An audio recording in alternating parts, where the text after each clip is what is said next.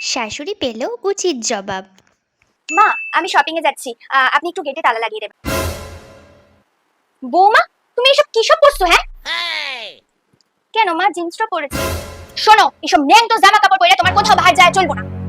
মা, আমি তো বাড়িতেও জিন্স টপ পরতাম, কই আমার মা তো আমাকে কিছু বলতো না।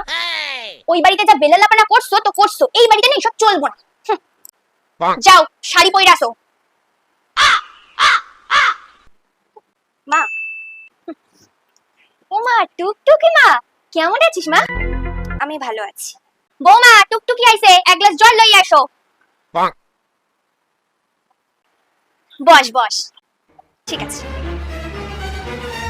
আচ্ছা মা, আপনি কি চোখে কম দেখছেন? কেন বৌমা, আমার চোখে কি হইব? আচ্ছা বলুন তো, ও কি ড্রেস পরে আছে? ও তো জিন্স টপ পরছে, কি সুন্দর লাগছে। আচ্ছা, নিজের মেয়ে জিন্স টপ পরলে সেটা খুব সুন্দর লাগে, আর বাড়ির বউ জিন্স টপ পরলে সেটা বেলেল্লাপনা হয়ে যায়, তাই না?